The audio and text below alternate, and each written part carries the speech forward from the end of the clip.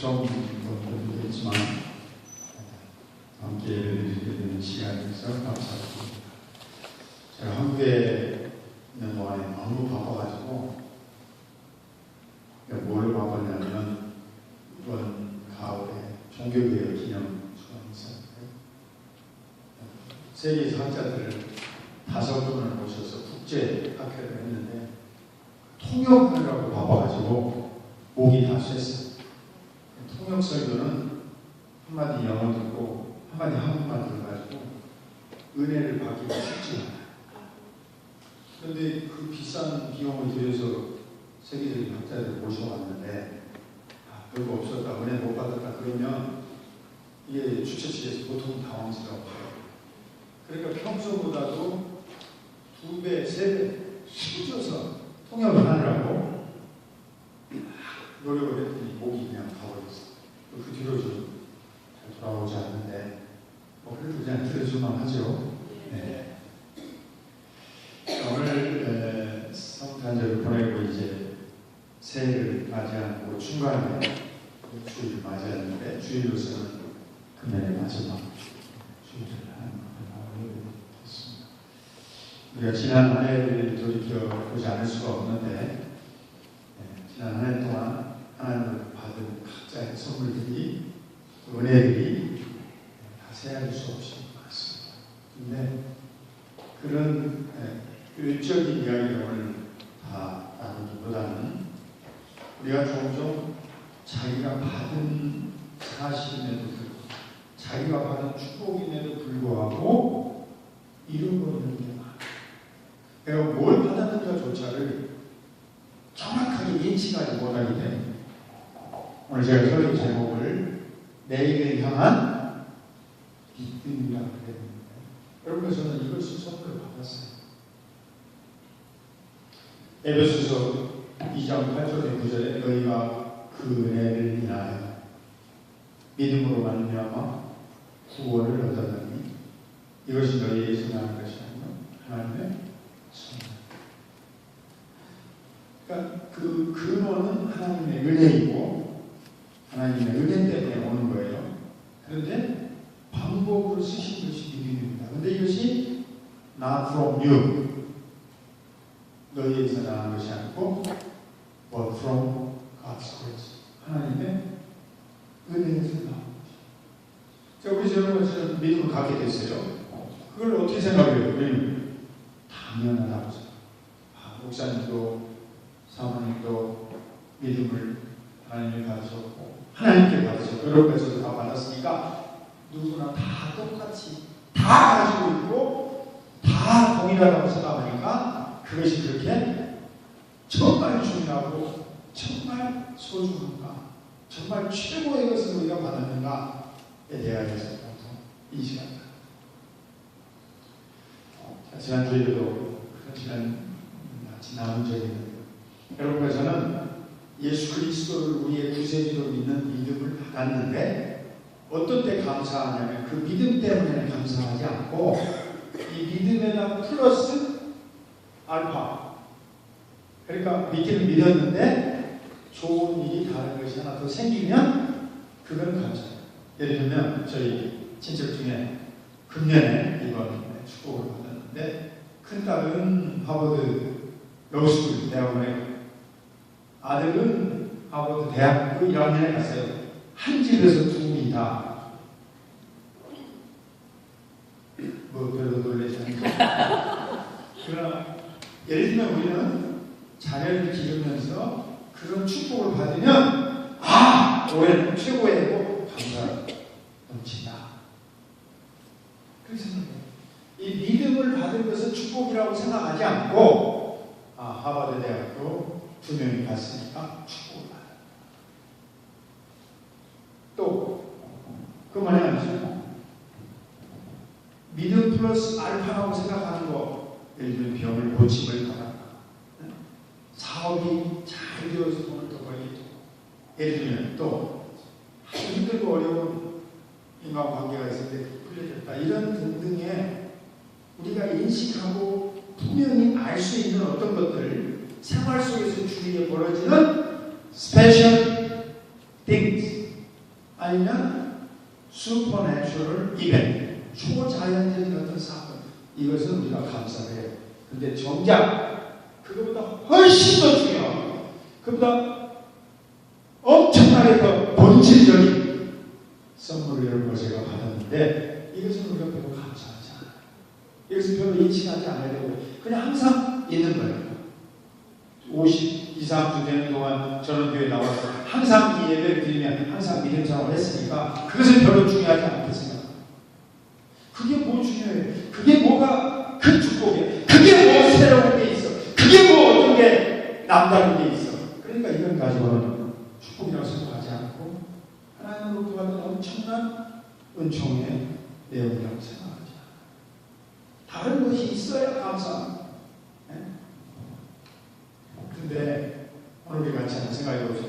바울 선생님이 여러분과 저에게 보낸 이 편지는 사실은 전도 여행 중에 빌립보에 있는 성도들에게 보냅니다. 빌립보는 그리스 땅에 오늘날 속해 있는데 당시에는 다 이 나누어진 분봉 왕들이 있듯이 마케도니아 지방에 아주 막강한 군사력을 가지고 있었던 나라의 상업 도시에 해당하는 항구입니다. 그래서 필립이라는 왕을 기념하기 위해서 이름을 필리포스라고 하고 거기에 바울 사도가 전도를 시작해서 빌립보 성에서 이제 성도들이 모이게 됐어요. 그 성도들을 향하여 바울 사도가 감옥에서 편지를 보내는데 뭐라고 편지를 보냈어요? 여러분들은 빌립보에 있는 성도들이 그러니까 아테네가 아니고 고린도가 아니고 빌립보 나중에 이제 그 데살로니가로 전도가 이루어져서 꽤 복음이 크게 확산됐던 큰 도시였어요. 그런데 그 성도들이 뭐라고 대답을 편지를 했냐면 여러분들은 예수 그리스도를 아는 지식, the knowledge of Jesus Christ from Heavenly Father, 예수 그리스도를 아는 지식을 여러분이 가졌는데 이것이 여러분에게 주신 보배라는 사실을 잊지 마십시오. 이 빌립보서 3장에 아까 읽지 않았는데 8절에 있는데 내가 모든 것을 가지고 있었지만 전부 다 배설물로 여긴다. 오히려 나한테 해내는 걸로 여긴다. 득이 되지 않는 걸로 여긴다. 근데 나는 딱 한 가지, 예수 그리스도에 대한 믿음, 예수 그리스도에 대한 지식, 예수 그리스도에 대한 신뢰심, 이것을 내가 하나 가졌는데 이것을 나는 보배로, that is my treasure, 이게 내 가진 재물의 최고봉이다. 바울 선생님이 이렇게 생각합니다. 여러분과 제가 그렇게 동의가 되기 어려워요. 왜요? 이 미국 넓은 천지에 온갖 것 다 받은 사람이 많은데 뭐 내가 가진 이게 최고로 가졌다고 말할 수 있느냐? 신랑도 예를 들면 멋있고 잘생기고 미남 아내도 예를 들면 아주 몸매도 예쁘고 신체도 건강하고 그런 사람이 있으면 옆에서 만나게 되어서 자랑을 하고 그게 복이라고 생각합니다. 또 이 세상에 지금 특별히 요즘에 보면 물질적으로 성공한 사람들이 많은데 그렇게 해서 엄청나게 돈을 그러면 그게 복이라고 생각합니다. 근데 오늘 바울 선생님 정반대의 해석을 그 당시 성도들에게 내려줬어요. 네? 자, 아침에 잘 식사하고 오셨죠? 조지 마시고 성경을 얘기하려면 좋다고 다른 얘기하려면 안 좋으시죠. 성탄절은 여기 같이 예를 드리고 제가 우리 친척들하고 맨하탄에 강을 가서 그 중심부에 있는 센트럴 파크를 걸었는데 센트럴 파크 입구에 검정색 타운 그 콜택시 택시들 사이에 서 있었어요. 그런데 어떤 분이 안에서 성경을 펴고 앉아서 읽고 있더라고요. 손님이 기다리는 거예요. 그래서 제가 지나가다가 관심 있게 이렇게 저건 도대체 누구일까? 그 스몰 라이슨 키보드 택시 기사인데 성경을 읽고 있어요. 대부분 한국에서는 택시 기사 목사님 아르바이트. 근데 어떤 교회 장로님이 있네. 틀림없어. 자, 부자들이 사는 동네에 선물 꾸러기를 들고 가는 사람이 많습니다. 그 중에는 다이아몬드 선물 받은 사람도 있을지 모르지. 수천 불짜리 수트나 드레스를 선물을 받은 사람이 있을지 모르지.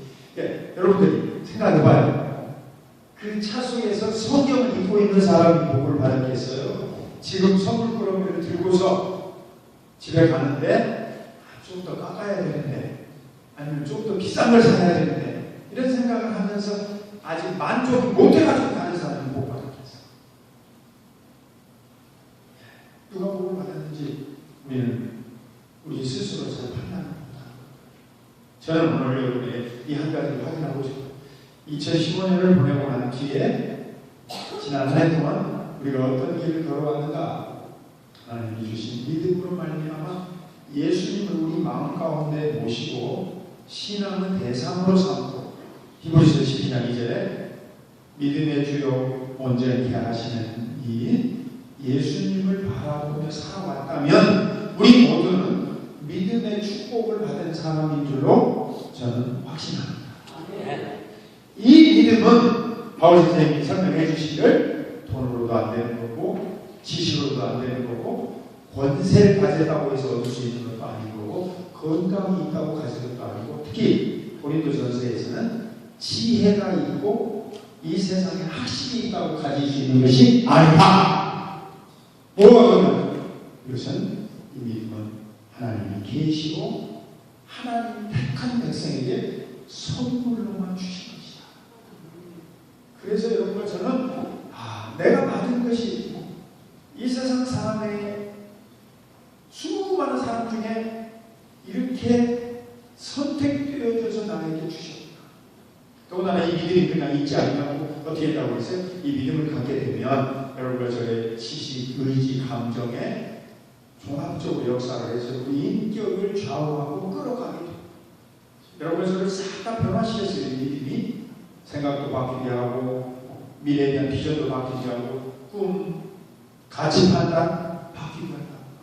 이 믿음을 가진 사람은, 그래서 바로 선생님, 세상은 다 필요 없고 예수 그리스도라는 고상한 지식을 나에게 믿음으로 말미암아 주셨으니까 나는 만족하고 자족하고 즐거워하고 항상 기뻐한다. 에이 목사님, 올해 한 해 더 많이 벌어서 집을 좀 크게 살려고 했는데 못 샀습니다. 그래도 기뻐하고 감사하고 즐거워하고 행복합니까? 예스. 왜? 여러분 이걸 잃지 않고 이 믿음의 위로와 은혜를 소유한 자가 되기 때문에 오늘 이 시간에 하나님께 감사할 수 있다고 저는 확신합니다. 자, 내가 이렇게 비유를 들어요. 제가 가르치고 있는 국제신학대학원에 아시아에서 유학 온 학생들이 200명이 넘는, 늘 영어로 월요일날, 목요일날 제가 2과목씩 가르치는 학생. 다 아시아에서 와 있는 거예요. 얘네들 누가 부러운지 아세요? 서울에 와서 사니까 한국 사람. 그래서 내가 한 달에 한 번씩 내 클래스에 들어오는 학생들을 식사를 사줘요. 걔네들이 찾을 수 없는 식당으로 불러서 초보 온 거지. 근데 아직은 저기까지 시도를 안 했어요. 강아지 고기는 아직 시도를 안 했어요. 그런데 오리 고기까지는 시도를 했어요. 제가 다니면서 멋있고 맛있고 좋은 식당에 제 클래스 학생들 한 번씩 초대를 한다.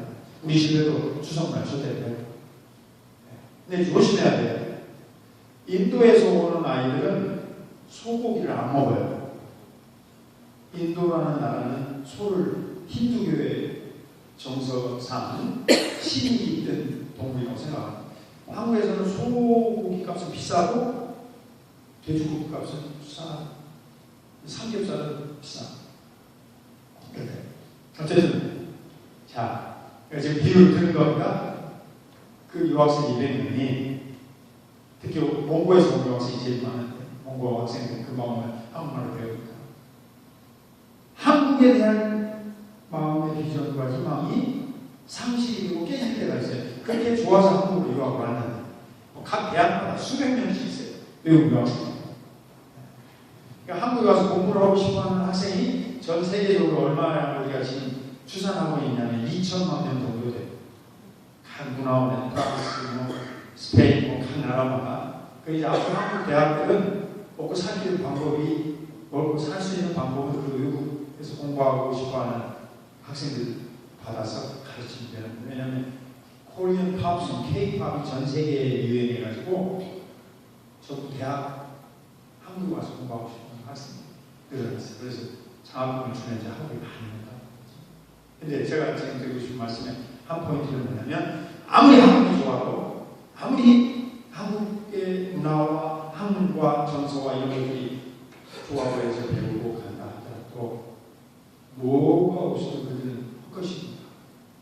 한국에 와서 무슨 석사나 박사나 하고만 받고, 그리고 정작 가장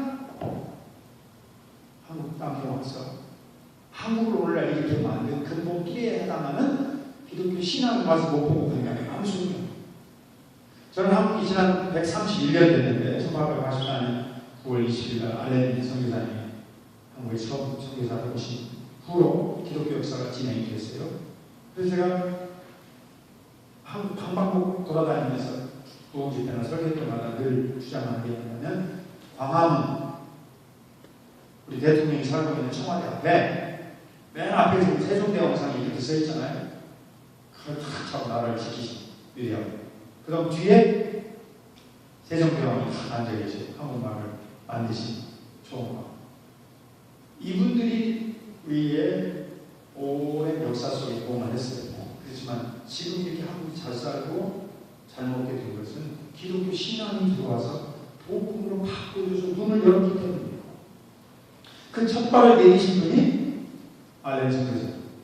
클리블랜드 오하이오 제2장로교회 파송 선교사로 와서 의사였는데 23년간 한국을 위해서 수고를 했어요. 그에 대한 평가는 여러 가지 엇갈립니다만, 그러나 25살에 자기 아내와 함께 도와서 한국에 와서 복음의 문을 여는 고생과 수고를 했던 공로는 잊을 수가 없어요.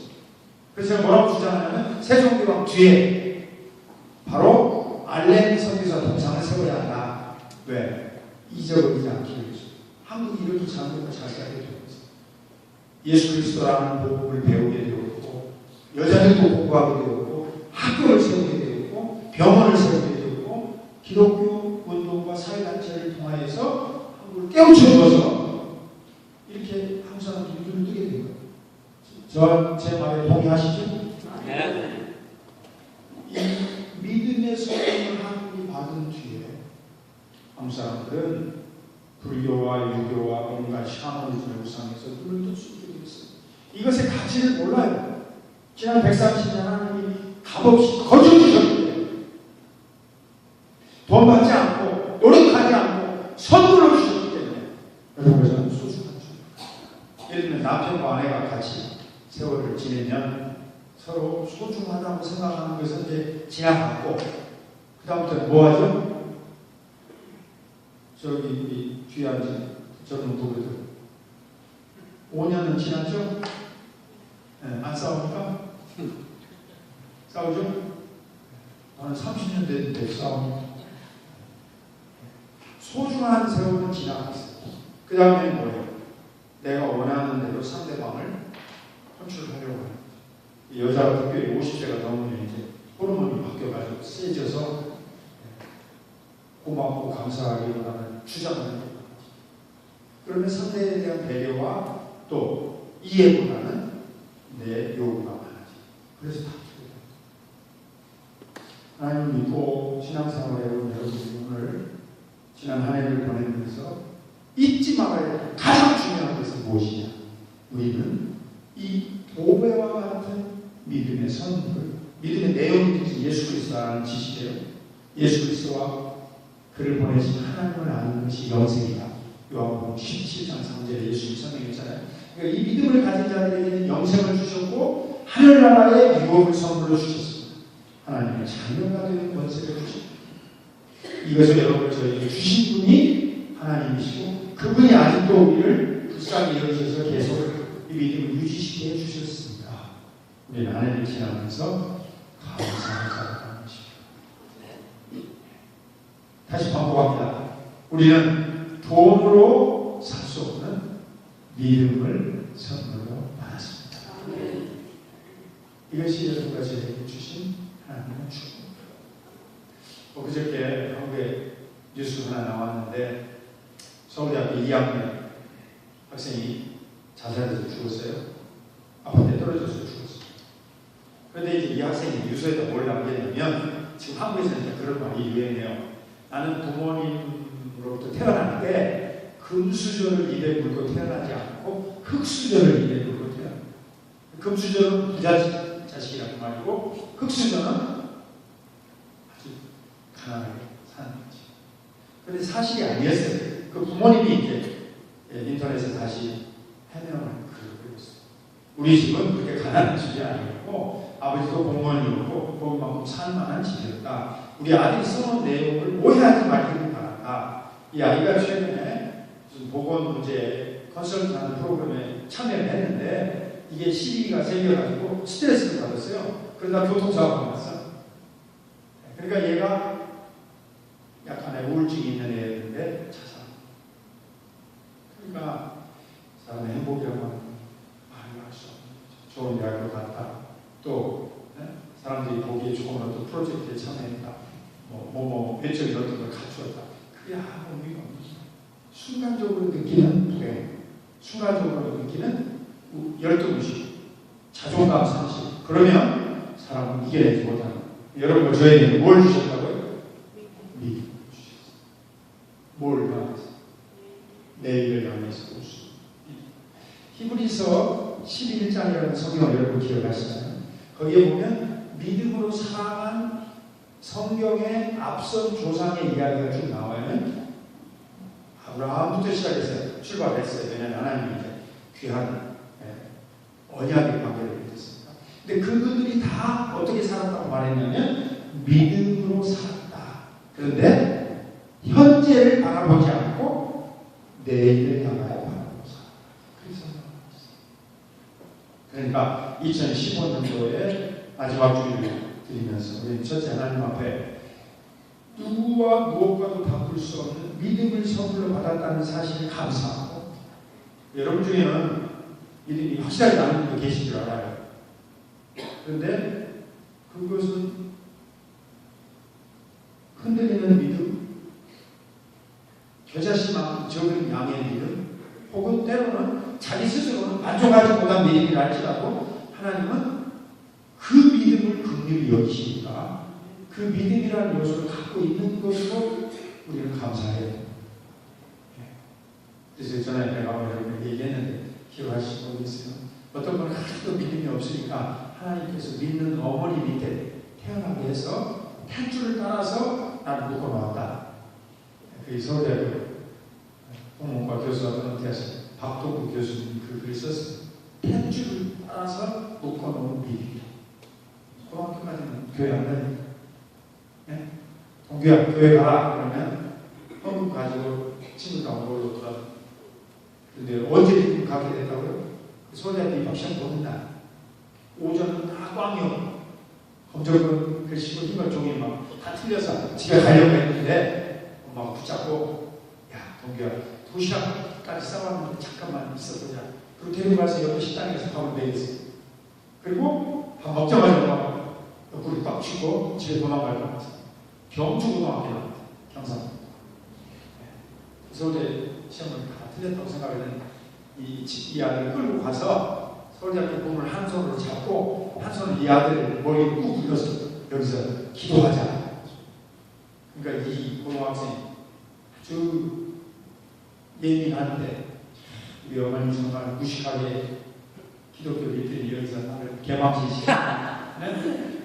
그런데 어머니 기도가 침을 튀기면서 간절해지고, 하나님 아버지 이 아들 놈이 다 망쳤다고 그럽니다. 잃어버렸다고 그럽니다. 오후 시험에는 다 생각나게 해주시고, 막 어머니가 막 침을 튀기면서 아들을 놓고 그 사람들 많이 지금 이제 오후 시험 시작하려고 문 앞에 모여 있는데 놓고 한숨이를 한 거예요. 그 남편은 누군지 아시죠? 박목월 한양대학교 공무원 교수. 어머니 학교를 다닌 적이 없어요. 그러니까 무심하긴 해요. 하지만 어머니는 교회 권사입니다. 근데 어떻게 했어요? 그 기도가 끝나간 무렵에 이제 진땀 흘렸죠. 아들은 우리 어머니 정말 무시하게 기독교를 믿더니 아니 지금 어느 순간 시험 직전에 내가 뭐 공부 안 한 걸 맞을 수 있겠어? 하고 반감이 생겼는데 기도 끝에 가서는 어떤 생각이 들었냐면 이제 망신 다 당했다. 여기 주변 사람들 다 왔으니 혹시 우리 어머니가 집중이라 이렇게 기도하는 그 하나님이 혹시 살아있을까? 생각이 약간 간사해서 바꾸더라고요. 그리고 기도가 끝났어요. 그래서 어떻게 됐어요? 들어가서 시험 쳤어요. 그래서 부탁했어요. 붙었어요. 그때 한 고백이 제가 직접 들었어요. 바꾼 거죠. 서울 청파동에 장로님으로 남은 인생 40 얼마 전에 연장하셨어요. 그러니까 나같이 믿음 없는 인간은 탯줄을 따라서 어머니 밑에 태어나게 해가지고 어머니 신앙으로 간신히 교회에 끈을 놓지 않고 살게 하다가 결정적인 위기에 하나님 나를 건져가지고 이것이 하나님을 믿는 거구나 하고 그런 경우에는 믿음을 주신 거예요. 어떻게 그렇게 아스나를 사람에서 하겠습니까요? 그러니까 아예 믿어버리시라고 그런 환경에 안 가셔도 나는 확실히 믿는다. 그런 분들은 그 믿음이라고 하는 것은 정체도 보이지 않더라고요. 바울사도가 설명하기를 예수님을 아는 넓이와 깊이와 길이와 폭이 커지는 것, 그것이 여러분의 믿음의 영역이다.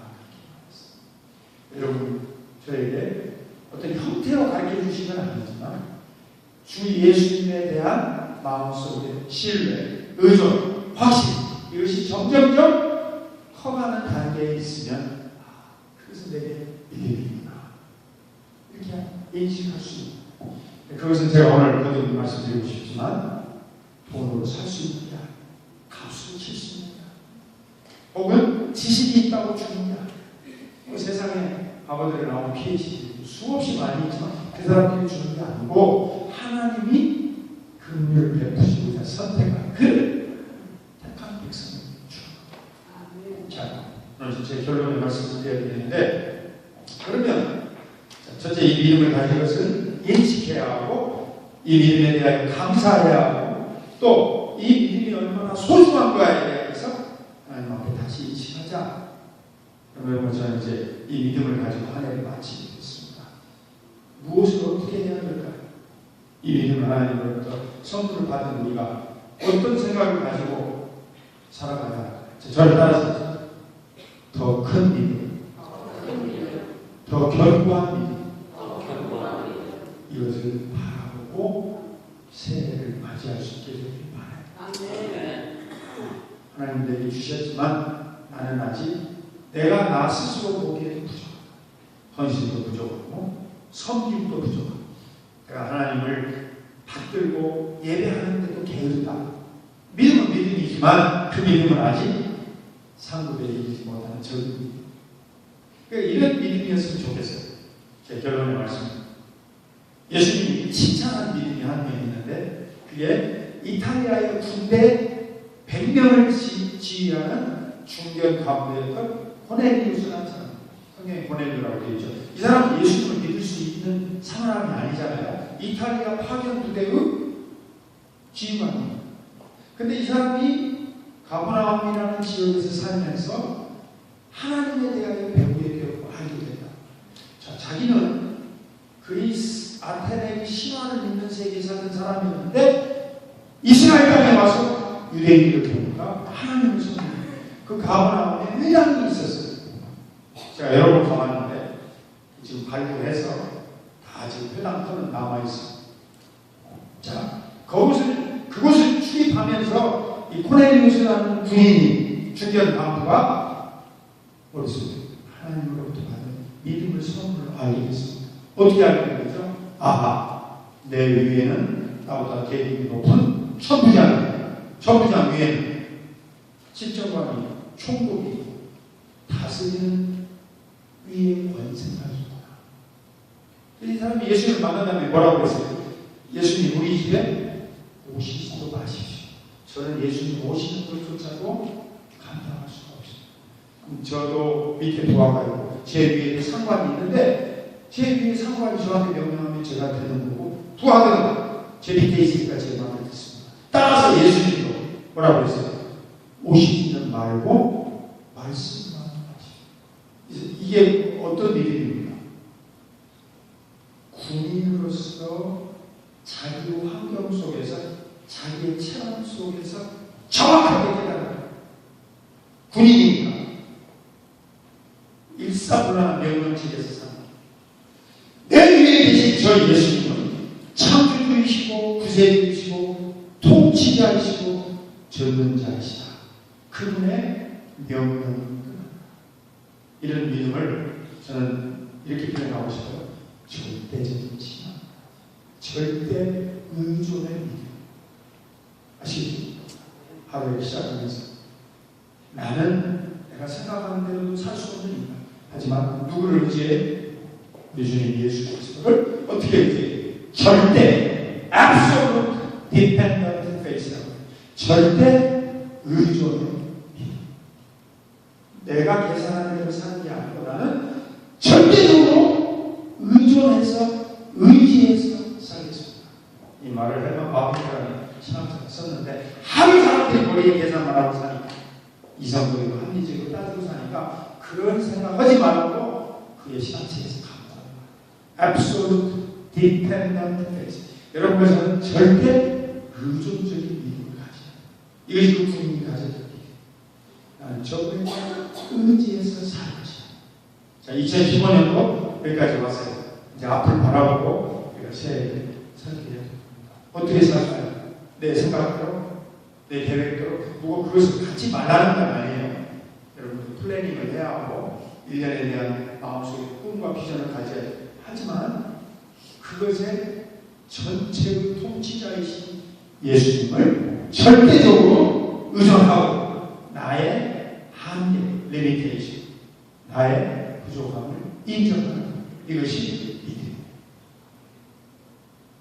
자, 그래서 제 결론의 말씀은 그런 주님과 함께 2010년도 여러분께서는 승리하게 될 줄 확신하시기 바랍니다. 네. 제가 미국에서 뉴스를 보면서 여기 뉴욕 라구아디아 공항에 집이 없는 사람들이 지금 300명이 거기서 아침 저녁으로 먹고 살고 있어요. 홈레스가. 이제 인터뷰를 하더라고요. CBS에서. 며칠째 나왔어요. 특집으로 아침마다. 당신들 왜 여기 라구아디아 공항에 와 있냐? 그러니까 어떤 할아버지가 대답을 했어요. 홈레스로서 살 수 있는 세큐리티가 없다고. 서로 자기들끼리 죽이기도 하고 쫓아내기도 하고 해코지 하기도 하니까. 근데 여기는 다 카메라가 달려있어가지고 네, 제일 안전하게 나와요. 근데 문제는 뭐냐면 이 뉴욕 한복판의 이 공항에 승객들이 가서 앉을 자리가 없어요. 그 사람들이 냄새 피우면서 짐을 끄고 사람들이 있어야 할 것을 온 동네가 있지. 지금 이 뉴 플랜을 하시는 거 여러분 다 보셨죠? 뉴욕이 지금 새로워지기 위해서 라구아디아 공항 아주 그냥 세계 최고의 공항으로 바꾸기로 리모델링 하는 플랜이 발표됐잖아요. 근데 거기 갈수록 이 양반들이 늘어나게 생겼어요. 홈레스가 지금 3만 명인데 해마다 늘어나서 5만 명이라 누가 이렇게 추산하는데 뉴욕. 네? 이게 리만 브라더스 뱅크럽시 당한 다음에 월스트리트 경제가 곤두박 지쳐가지고 이 꼴이 나온 거예요. 이렇게 홈레스 때 뉴욕이 늘어난다. 그래서 성난 미국의 군중들이 여기 와서 대부분을 잘하는 거지. 그게 지금 The Big Short라는 영화가 나왔습니다. 한번 보세요. 제가 이 시즌에 봤는데 미국의 경기가 어떻게 이렇게 나빠졌는가를 실질적으로 주다. 그 파편을 맞은 분들이 지금 홈레스로 살고 있어요. 그러면 여러분과 저는 홈레스가 아니잖아요. 난 그 뉴스를 보면서 조그만 집이지만 따뜻한 방 안에서 살 수 있게 된 거. 저는 감사했어요. 여러분은 더 좋은 집에 사시니까 더 감사를 많이 하셔야 돼요. 이 땅 위에 우리에게 영원한 안식이 없습니다. 그 믿음을 가지고 주님을 바라보며 나아갈 것입니다. 그러니까 2016년도 절대 의존의 믿음을 가지고 하나님의 돌보심 속에서 살 것이다. 2015년도 그 믿음으로 살아오게 되는 감사합니다. 하나님의 은혜 속에서 이런 고백이 충만치 이 계절 되기를 간절히 소원합니다. 하나님 아버지,